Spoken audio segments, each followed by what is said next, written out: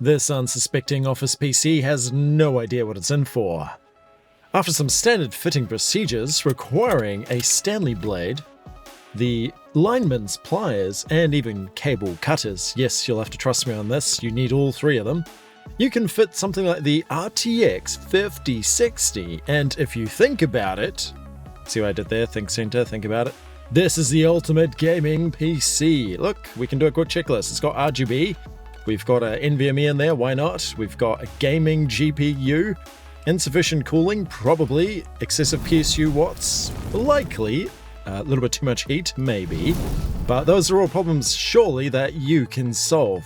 But for this video, we're going to go through, put this thing through its paces and see, can we take an office PC and turn it into an awesome gaming rig? And even more, can it run your local large language model like Gemma 2 version 9b? And indeed, I can confirm it can, which means you can set this up with pretty much everything. You can play your games without even breaking a sweat. And talking about breaking things, did anything break during this video? Well, yes, some things were broken, including the physics in that game, but that's a story for a different day. But for now, Lenovo M720S SFF. Small form factor.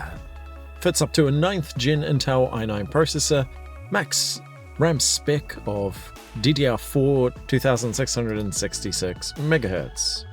We've got integrated graphics, the B360 chipset, as well as one PCIe slot, and typically 180 watt to 260 watt PSU. RACERRRZ Studios presents the M720S SFF Extreme build.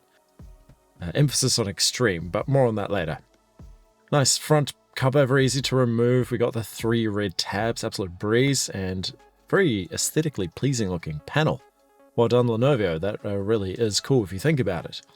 Now for the PCIe 3.0 slot, we do have a full X16 slot, mechanical as well as electrical, as well as 2 X1s, which are kind of handy, but more on that later. One clip and the whole thing opens up. We've got an NVMe slot, yes, take a look at that twice, awesome. We've got an M.2 E key for Wi-Fi, or more NVMe storage, 3 SATA ports, and then these 2 X1 slots, very handy actually if you want to expand. Check out the CMOS, and obviously we've got 4 DIMM slots for some activities. Obviously we've got a hard drive bay, and even room for an SSD, as well as this nice slimline DVD player. So lots of room. Are we going to upgrade the CPU cooler?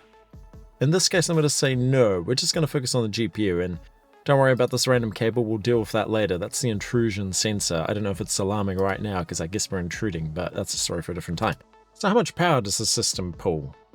Well, it turns out using this mains power meter, product link in the description, it uses around 15 to 80 watt, mostly averaging probably around 25 watt, which is incredible given the functionality of this little system.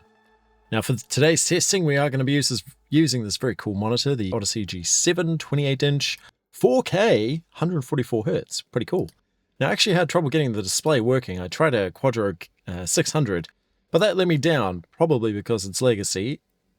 I can't configure the BIOS if I can't see what's going on, so I had to maneuver a full-length GPU in there. So this isn't permanent, this is just so I can actually log into the system. Right now, you and I are both on a journey, because I haven't even opened this up yet. I have no idea what I've got here. So a bit of an Easter hunt, shall we say.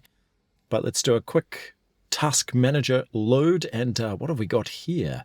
Okay, interesting. A Core i3 9100. Consuming about 25 watts. I'm going to call that a win.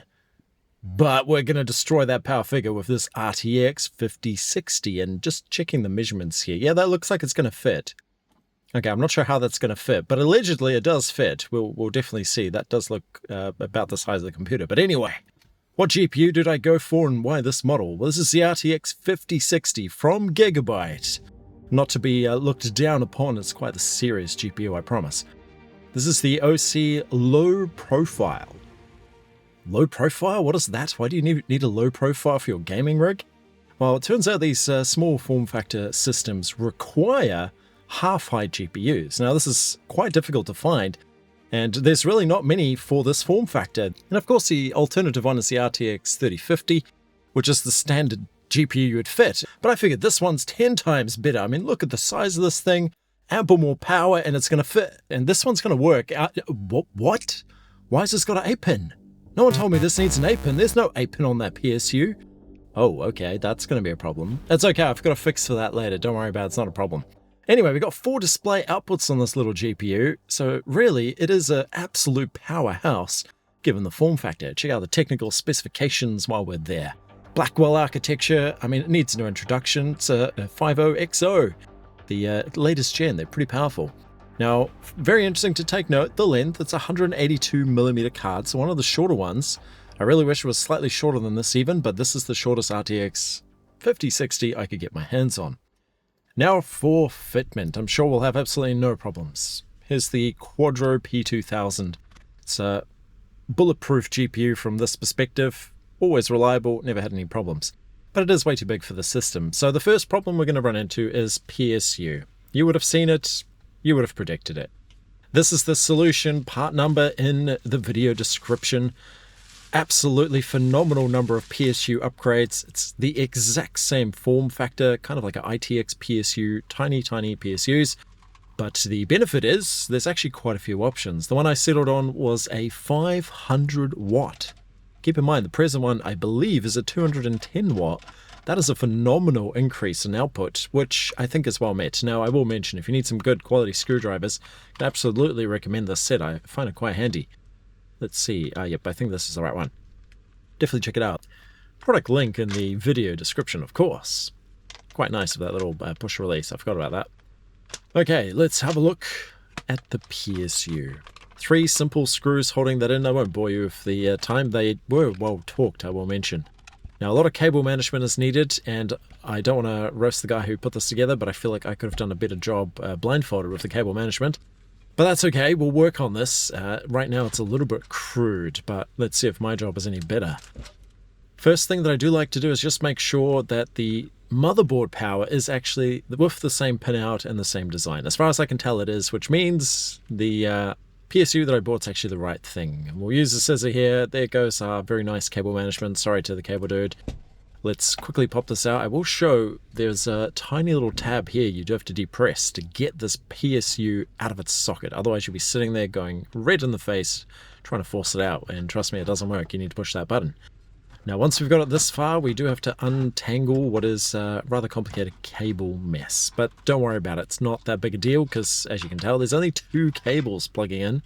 The PSU is underperforming in many ways, but hopefully the new one will make up for the difference. This cable up here, quickly nab that out. Take note, that's a 4-pin design. Definitely don't get that confused with your GPU 8-pin. Okay, well, we'll say goodbye to the old PSU. Nice blurry footage, but I believe that was a 210 watt, somewhere in the middle range of what's on offer for this particular system from Lenovo. And this is the time where you're meant to leave a comment and rate my cable management skills. I'm going to say it's top-notch. As you can tell, the cables are being routed in a very neat way, and it's probably very difficult for anyone to outclass my cable management. There it is. Now, I'm quite famous for having terrible cable management. Don't judge me there. Now, this is quite handy, the hard drive bracket, and I'd love to actually use it, but there's going to be a problem, and you'll see what it is later on. We may not be able to run this. As cool as it is, I'm going to take it out. Now, call me curious. I haven't had opportunity to check what's going on under the cooler, but why don't we just replace the thermal paste? And as I mentioned thermal paste, I probably should mention I've been optimizing thermal paste volume and patterns. I found, and I can comfortably say this, the best thermal paste application method in the world. We will be using it today. Maybe not the best thermal paste. That's a story for a different time. Let's quickly get this paste off our very, very nice and capable 9100 i3 Intel processor. And now for the magic, the intrusion sensor. Oops, that was a bit more resistance than I was used to. Interesting pin design. Do we need this? In the corporate world, I'm going to say yes, because then the company knows when you've opened their machine, and I guess that triggers an alarm, and then they fire you, presumably. But in this instance, we're not going to need it because, I mean, I guess I'm the only person who's going to go in here. So we'll close that up and probably archive the sensor. GPU time, no more wasting time. Let's get this thing in. It should be absolutely straightforward. Remove the rear I/O shields. We slot it into our X16 slot and GPU fitment done. See, I told you this build is going to be easy. Man, this is an absolute breeze. And check it out. We can even retain the factory rear I/O clip. That's kind of handy. A little bit of dust. That's all right. Now, does the lid close? Error. Okay, you probably foresaw this problem. And the way I see it, we have two solutions. Solution one, we completely hack up the case. There are rivets on each corner. We just hack all these rivets out, completely destroy the case, and then our GPU fits. I mean, technically it would then fit. But that does create some problems. As you can tell, there's some hard drive indicator lights, maybe a speaker.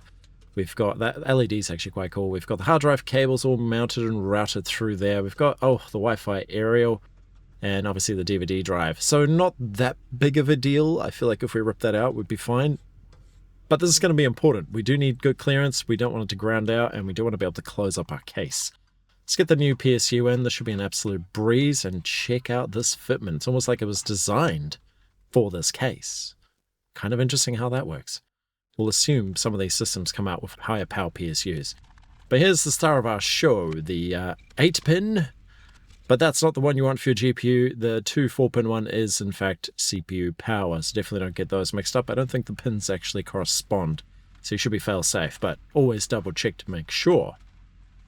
Now I'm going to try and route this away. There is decent cable management within the system. We'll try and route this one up top, and it's a shame that there's the extra 8-pin, but obviously this was designed for a slightly different system to what we're putting it in.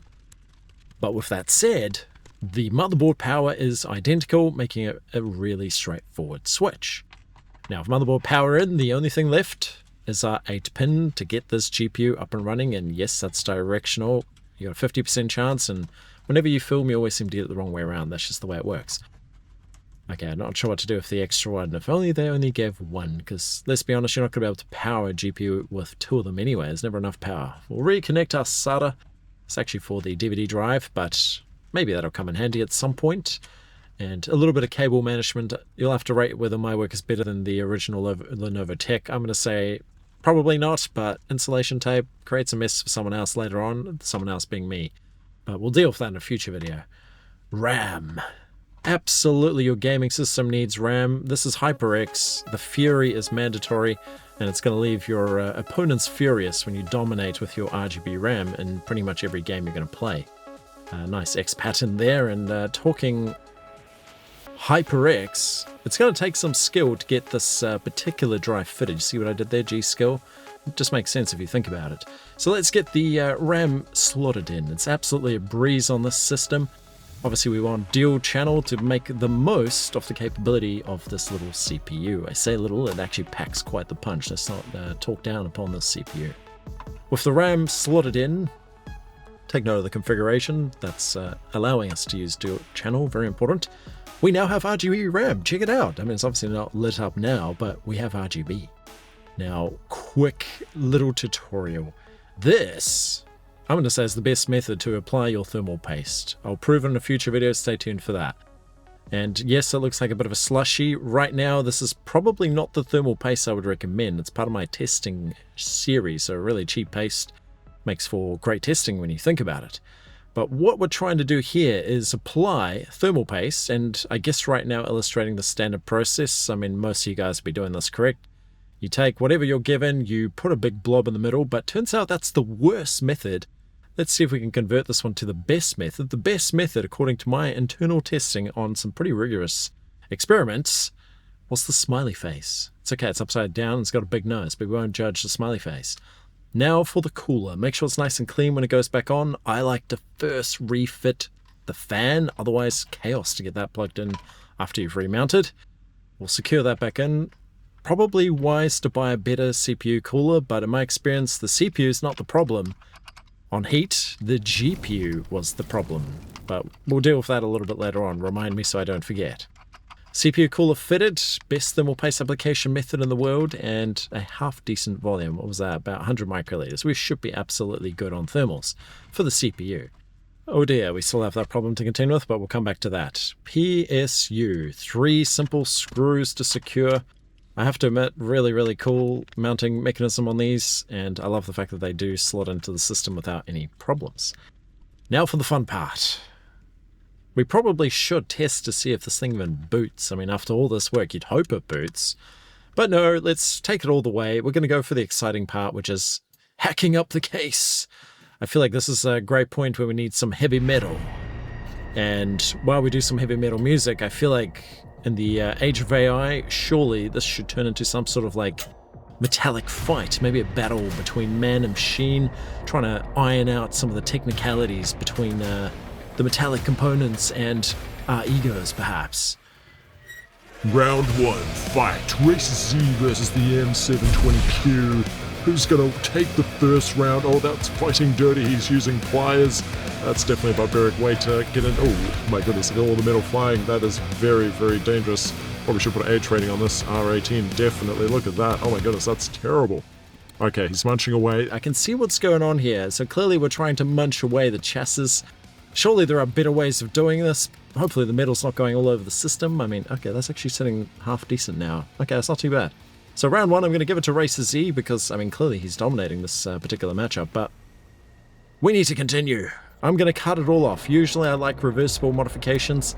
In this case, I guess we'll take it all off for the risk of shorting. Can you imagine if your brand new GPU shorts out on your rather clean-cut case?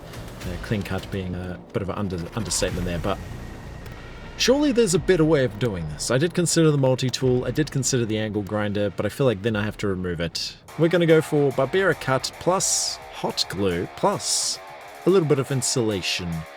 Why? Well, just so we don't cut ourselves or the GPU. So we'll call that the best DIY fix on a budget. Heat glue on. Quite a spider mess going on there. And a little bit of hose. So this hose is actually from a fly screen. Forgive me for that. It's the quickest thing I had lying around, which doesn't actually look terrible aesthetically.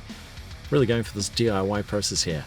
But now that we have this band-aided up, fingers crossed my measurements were on point, and that should give us the ability to run this GPU with the case closed, and fingers crossed we have no other issues, particularly thermal issues. Fingers crossed. And definitely don't judge my heat glue work there. That's top-notch work right there. You can't tell due to the poor camera resolution, but that is a very smooth finish, near perfect, and it's solid, as you can tell. Now, clearance is actually half decent. There is one slight contact point, which is this cable. Not sure how much that's going to matter. It might damage the cable a little bit over time, so I have to keep an eye so it doesn't ground out or short. Might be better to buy a different cable if I can get one. But anyway, that GPU is installed, the side cover's on. We only needed 3 specialist tools. The old Stanley blade, bet you didn't see that coming, although that's quite standard. The lineman's pliers is a little unusual, but that did come in handy for bending, and obviously the wire cutters or cable cutters, really, really handy to get this GPU fitted. That was a very unconventional installation process. But now to see if it all works. We've got RGB RAM, we've got our gaming GPU, we've got an NVMe. What more do we need? We even got a gaming screen. Let's do this. I want to see if this thing can game. And of course, the very first thing you must do, compulsory, is load up performance benchmark from Passmark to see how this thing performs. Sure enough, it's drawing up to 180-ish watts. Take that, Lenovo. So much for being a low-power system. We're absolutely dominated, and the Passmark rating is phenomenal. That's nearly, well, it's almost half of my HP Z8. That's actually pretty impressive. Thermals were half decent on the bench, not that the bench is GPU intensive by any means, but checking the GPU temp, we're hovering somewhere around that like 40 degrees, maybe up to 50 or 60 degrees on the GPU. Oh, we saw a peak of 77, so that's interesting. So it definitely has the potential to climb. I guess we need to close up the case and get a bit of heat soak into it to see what really happens, but can we take a moment to appreciate that this thing booted the first time? How cool is that? Okay, first, I have to disclose, I don't normally play PUBG, I have no idea what I'm doing, but bet you didn't see me turning PUBG into a racing simulator. That's right, I turned into a racing simulator, and I do this in all my games. I have to test the physics, and turns out for PUBG, the floor physics is definitely below my expectations. As you can tell there, we managed to go through the event boundary quite easily. And just to confirm it wasn't fluked, I tried the little Neox. It does look like quite a stable vehicle. And sure enough, it does roll well. It wanted to go through the floor, but then we ended up in this precarious position. It's okay, I'm an expert at recovering vehicles that have been flipped on one end. Kind of odd. Okay, the physics is really terrible. PUBG, I'm going to give you like a 2 out of 10 for your driving physics. You guys really need to improve. I don't know what your gameplay is all about, but that is just not how a racing sim should be. So give it a 2 out of 10 for racing driving. I assume it's a shooting game, but we didn't really test that out this round. Now, the next one is Valorant. And as you can tell, we're in the little training screen because I don't want to overload the system in case it does overheat, in which case you'll think that this isn't a good build and you may not want to build this for yourself. So we'll just test it here, all nice and low spec. We can see lots of good frames, maybe 200 odd frames. And clearly this thing is handling all of this without any problems. To make it even better, it's also going to run a local language model. Right now, we're running Gemma 2. Can you believe it? This little system with this awesome GPU can now run any local AI we want. You can name your AI whatever you want. And best part, you even have spare memory and spare GPU grunt to play a video game at the same time. Guess you could have your AI assistant maybe feeding you all the strategies in-game or the best upgrade paths. That would be an interesting tactic. You should definitely test that out. But now for the most important thing. AI aside, this system had overheating problems. So how do we solve that? There is actually a relatively simple solution. The best thing you can do is to download MSI Afterburner. Once you have that installed, you can actually modify the fan profile for your GPU. Now definitely use this with caution because once you modify the fan profile, you could, I guess, do harm or dramatically reduce the operating temperature. So this is what I do on mine. So here you can see MSI Afterburner all loaded up. The most important thing is to toggle the little gear icon settings. In this menu, you want to toggle to fan, at which point you're able to adjust your fan profile. Now notice in here, I've got a rather aggressive fan ramp rate, which is what I prefer to make sure that my GPU and even CPU, when applicable, runs at the most optimal temperature to prolong hardware life. So notice around 45 degrees Celsius, I've got this GPU running at only a 10% fan speed rate. But once this same GPU gets up to about 63 degrees Celsius, the fan speed runs at 100%. I call that a very aggressive ramp rate. Now the reason is very simple. When the fans reach max speed, despite the lack of airflow, this system is actually going to remain relatively chill. Now I've done some testing with this aggressive fan rate. The temperature hovers probably around 80 degrees Celsius on the GPU. During somewhat intensive gaming, if you do really prolonged sessions, it may fare worse. So my ultimate recommendation will be to modify your fan profile, but also to install additional system fans. A front-facing fan will do wonders to just pull some extra air through, and the front-facing fan might be your only real option. But that should make quite the difference in terms of getting some airflow through the system. I will add one extra thing. I did notice online that there is actually a version of the system which has ventilated side panels. I checked eBay, they're kind of expensive, otherwise I definitely would have considered picking up one of those, but you might be able to source them for cheap. Keep an eye out on product descriptions and links. I should have all of the links in the video description if you're interested. Well done, we made it through. I'm going to call it there. That was a rather intense video, but right now we have what is probably a world-class mini PC. Can we still call small form factor mini PC? I'm going to call it a mini PC either way. But that is one mean little machine. I'll see you on the next video. Take it easy and good luck on your M720S SFF.